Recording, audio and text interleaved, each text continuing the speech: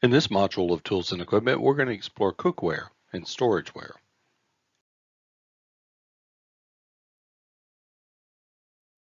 There are 5 basic metals that are used in cookware: aluminum, copper, stainless steel, cast iron, and carbon steel. Aluminum pots and pans are the ubiquitous pans that you'll find in most every kitchen. They're cheaper, lightweight, commonly used, and conduct heat fairly well. However, they can have hot spots, lose heat and just as fast as they gain it, and they cannot be used with acidic food, as acid in food will react with aluminum and cause a toxic reaction. Because of this also, they don't work well with induction cooktops because they're not ferromagnetic. Copper is one of the best conductors of heat. It heats and cools rapidly whenever necessary, and it's fairly heavy weight. However, if it is cheap or if it's thin, it can have hot spots, and you can't use it with acidic foods just like the aluminum. Soft metal, however, it's also easily scratched. It can be easily damaged. What you see in the picture is a product that just came from the factory. After about a year's worth of use, it will not look like this, and it doesn't necessarily retain its heat very well. Stainless steel is the preferred cooking utensil for most kitchens. It's heavy duty, easy to clean surface. It's typically clad, which we'll discuss later. Resists pitting and metal reactions with acidic foods, works with induction cooktops, and holds its heat well if clad. However, it's much more expensive than the aluminum varieties. Cast iron has been preferred for many years. It's very heavy duty. If seasoned correctly, it can also be non-stick. It gives a unique flavor to foods and promotes browning better. It holds on to its heat very efficiently. However, it's somewhat fragile, and if you drop it, things like the handles and even the lids or even the pan itself can break. It may require seasoning or reseasoning before use, and you should never soak this in water. Using soap and a mild abrasive like kosher salt works very well to clean it. Dry thoroughly and lightly oil before putting away. Much like cast iron, carbon steel is heavy duty. If seasoned correctly, it can be non-stick. It'll provide a unique flavor to foods and promote browning better. It holds on to its heat very efficiently and is less fragile than cast iron and is relatively inexpensive. The cons may require seasoning or reseasoning before use, and just like cast iron, you should never soak in water and follow the same cleaning instructions. An amalgam of several different metals, cladware, sometimes referred to as all clad because of its brand name, is using different layers of metal, including stainless steel, copper, and aluminum, to be able to provide the benefits of each one of those metals with the durability and cleanliness of the stainless steel on the inside of the pan. The pros of this is using these ladles, you get the best of both worlds. However, the cons is it can be very expensive. Additional cooking materials include things such as nonstick coatings like Teflon, terracotta, which is used in cooking things such as tangines, glass, such as Corningware, enamelware, which is also used in things like crock pots and things that are cast iron that have been coated with enamel and baked on, and silicone in the case of sill pads or even in molds that are used in baking and pastry. A sauteuse, also known as a skillet, and a sautoir, also known as a sauté pan, are almost used interchangeably in many ways. But believe it or not, though, there is a difference between these two. Does it make a difference in your cooking if you use one instead of the other? Let's take a look. A sauté pan, or sautoir, is one with the straight sides and has a larger surface area, which makes it ideal for tasks like searing meat or reducing a pan sauce. We also like it because we're less likely to slosh things over the side. A sauteuse or skillet has a slope side and is used mainly in sautéing, the slope sides providing the ample and perfect angle for flipping your food, or as it's referred to as sauté, or to jump. A rondeau is a favorite staple in a chef's arsenal and should be in any home cook's as well. Sometimes called a brazier or brazier, this wide, somewhat shallow pan is similar to a stock pot or a Dutch oven, but not nearly as deep. The pan has slight sides that are straight Usually has two loop handles for easy carrying and nearly always comes with a lid. Generally, it is made of stainless steel, copper, or a combination of clad metals. Range of possibilities include part of the Rondeau's allure is its versatility. Its shape lends itself well to searing, braising, oven roasting, frying, poaching, pan roasting, and simmering or boiling. The shape is deep enough to hold liquid for poaching or braising, but shallow enough that it can evaporate to make a cooking liquid more intensely flavored. When shopping for a rondeau, look for one with a heavy base, which will conduct and retain heat well. You also want a tight-fitting lid and an oven-safe construction so you have the option to finish or even fully cook dishes in the oven.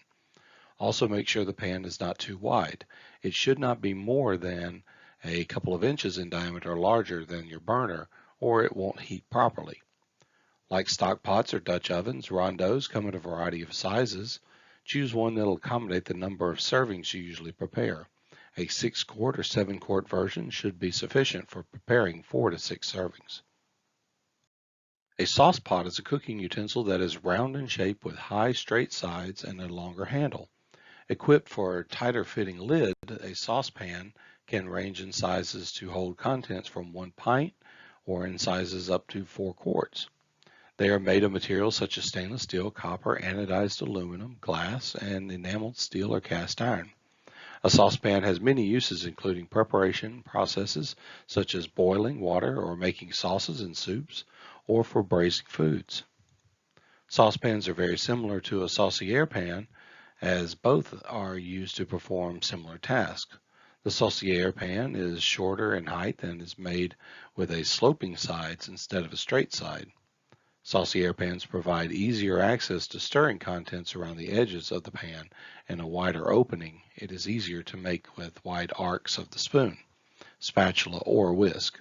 However, choosing a saucepan or a saucier pan is typically a personal preference as both pans work equally well for the preparation of sauces and various foods.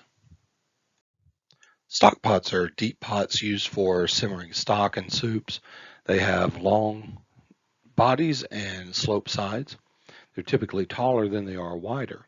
They come in various different sizes to accommodate various different stocks or soup sizes, and can even have a spigot at the bottom for easy draining. There are various different kinds of specialty pans, including crepe pans, which are shallow and thin and flat and used to make a crepe using the method of smoothing out the batter across the bottom. Roasting pans are used for roasting meats and vegetables. They're heavy duty and can accommodate multiple pieces in large quantities. Whole turkeys and whole cuts of meat can easily fit into these pans. They're often accompanied by a drain pan in the bottom of it. Paella pans are specialty pans from Spain used to make a Spanish dish called a paella. This is a cooked rice dish, usually with seafood. And woks are used for cooking and Chinese cooking and Asian cooking and are typically designed for a much higher, much faster heat process.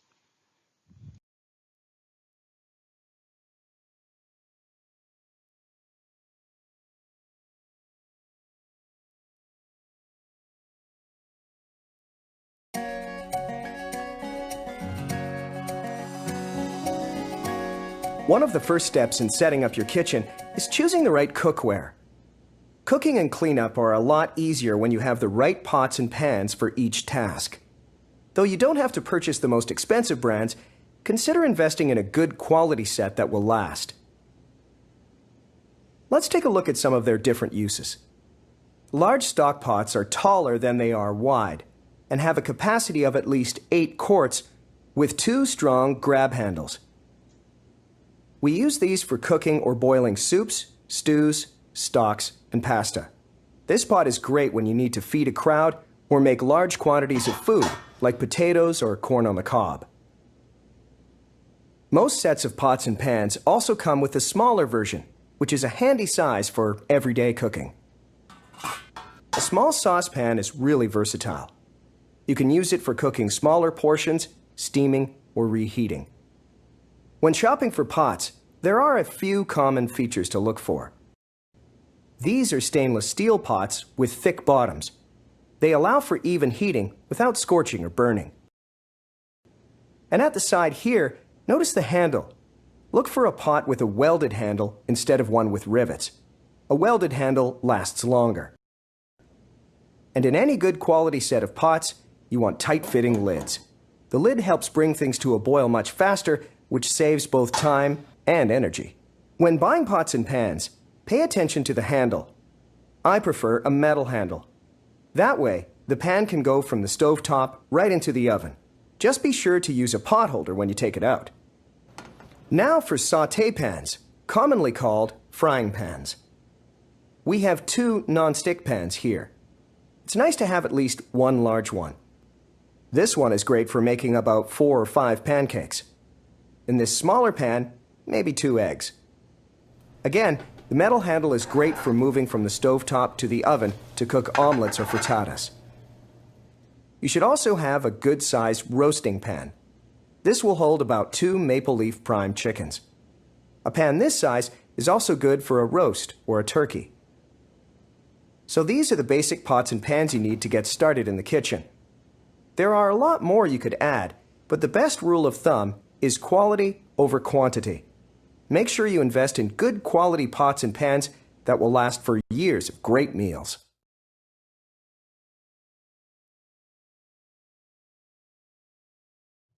These heavy-duty polycarbonate food storage containers, often referred to by their capacity in the trade name Cambro, i.e. 22-quart Cambro, are the workhorses of the restaurant kitchen and are some of the most common and useful storage containers in kitchens.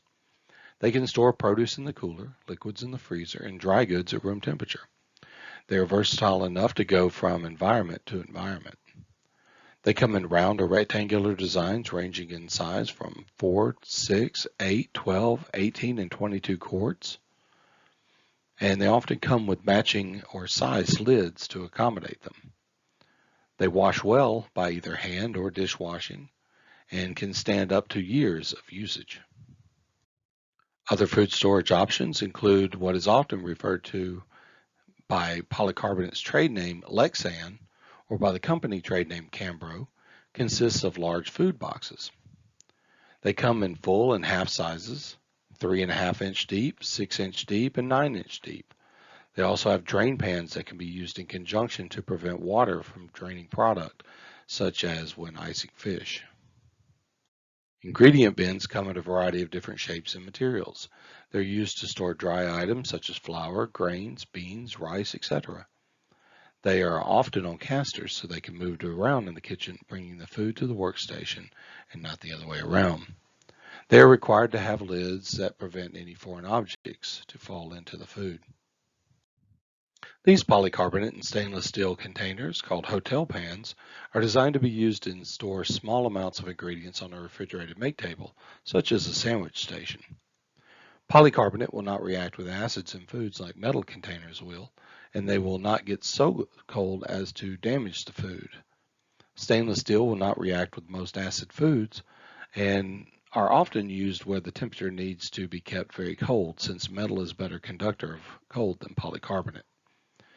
They come in sizes ranging from full-size hotel pans, 2/3 pans, half pans, third pans, fourth pans, sixth pans, and ninth pans, and various other sizes. Each size is available in 6-inch, 4-inch, and 2-inch deep models. The name of the pan refers to how many of each would it take to equal a full-size pan.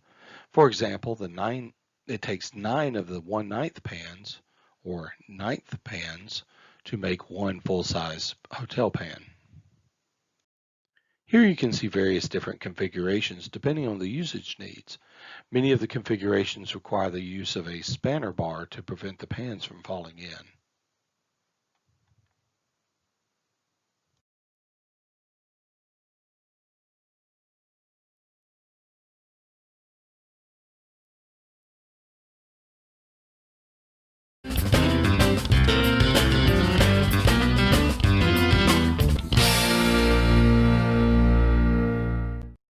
If you want to get a job in a professional kitchen as a prep cook, which is where all cooks and eventually chefs start off at, you have to first understand the basic terminology of some equipment in the kitchen.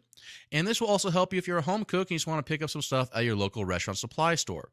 So here we have our basic hotel pan, and hotel pans are defined by their depth. So here we have a 2-inch hotel pan that has a 2-inch depth, also called a 200.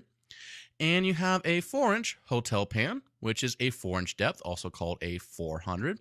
And then you have the deepest hotel pan, which is this, the 6-inch or the 600. And these can be used for any number of things like braising or holding food. It depends on the application that you want to use. Now you also notice that some 4-inch hotel pans will have a wider brim than others, and these are used on buffet lines to hold a 2-inch hotel pan.